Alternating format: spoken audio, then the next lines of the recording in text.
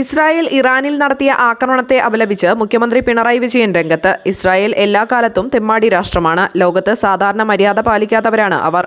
അമേരിക്കയുടെ പിന്തുണയിൽ ഇസ്രായേൽ എന്തു ചെയ്യും? ലോകസമാധാനത്തിന് ഭീഷണിയാണ് ഇസ്രായേൽ. സമാധാനകാംക്ഷികൾ ഏറെ ഞെട്ടലോടെയാണ് ഇസ്രായേൽ ആക്രമണത്തെ കാണുന്നതെന്നും മുഖ്യമന്ത്രി കൂട്ടിച്ചേർത്തു. അതേസമയം അഹമ്മദാബാദ് വിമാന അപകടം രാജ്യത്തെ നടുക്കിയ ഏറ്റവും വലിയ ദുരന്തമെന്ന് മുഖ്യമന്ത്രി പറഞ്ഞു. മരണപ്പെട്ടവർക്ക് ആദരാഞ്ജലികൾ അർപ്പിക്കുന്നു. അപകടത്തിന്റെ കാരണം കണ്ടെത്തണമെന്നും മുഖ്യമന്ത്രി ആവശ്യപ്പെട്ടു. രാജ്യത്തെയും മൊത്തത്തിൽ ഞെട്ടിച്ച ഒരു അപകടമാണ് നടന്നിട്ടുള്ളത്. ഒരു മലയാളിയുടെ ജീവൻ കൂടെ നഷ്ടമായി. അത്യന്തം ദാരുണമായ സംഭവമാണ് ഇന്നലെ ഉണ്ടായത്.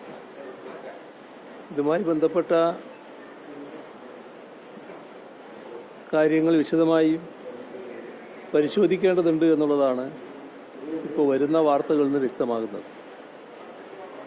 അതുമായി ബന്ധപ്പെട്ടുള്ള പരിശോധനകൾ ആരംഭിച്ചതുകൊണ്ട് ഇപ്പോൾ അതിൻ്റെ പ്രാരംഭഘട്ടത്തിൽ മറ്റൊരു അഭിപ്രായം പറയാറായിട്ടില്ല. ഏതായാലും രാജ്യം കണ്ട ഏറ്റവും വലിയ വിമാന ദുരന്തങ്ങളിൽ ഒന്നായിട്ടാണ് ഇത് മാറിയത്.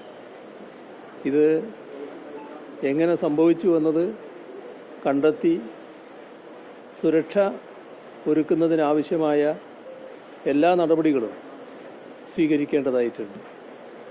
ഇന്ത്യ ഗവൺമെൻറ് ആവശ്യമായ തുടർ നടപടികൾ സ്വീകരിക്കണമെന്നുള്ളതാണ് പറയാനുള്ളത്. ഈ സംഭവത്തിൽ മരണപ്പെട്ട എല്ലാവരുടെയും വേർപാട് അത്യന്തം വേദനാജനകമായിട്ടുള്ളതാണ്. അതിൽ ഇന്നലെ തന്നെ അനുശോചനം രേഖപ്പെടുത്തിയതാണ്. കേരളത്തിൽ നിന്നുള്ള ഒരു സഹോദരിയും ഇതിൽ മരണപ്പെട്ടു. അതിലും അഗാധമായ ദുഃഖവും അനുശോചനവുമാണ് നാടാകെ രേഖപ്പെടുത്തിയിട്ടുള്ളത്. മറ്റു കാര്യങ്ങൾ പിന്നീട് സംസാരിക്കുന്നതായിരിക്കും. ഇന്ന് ഇസ്രായേൽ ഇറാനെതിരെ ഒരു അറ്റാക്ക് നടത്തിക്കൊണ്ടിരിക്കുകയാണ്. ഇസ്രായേൽ പണ്ടേ ലോക തെമ്മാടിയായിട്ടുള്ള ഒരു രാഷ്ട്രമാണ്. ലോകത്ത് സാധാരണഗതിയിലുള്ള ഒരു മര്യാദയും പാലിക്കേണ്ടതില്ല എന്ന നിലപാട് അംഗീകരിച്ചു പോകുന്ന ഒരു രാഷ്ട്രമാണത്. എന്തുമാകാം, അമേരിക്കയുടെ പിന്തുണയുണ്ട് എന്ന ധിക്കാരപരമായ സമീപനമാണ് എല്ലാ കാലത്തും ഇസ്രായേൽ സ്വീകരിച്ചിട്ടുള്ളത്.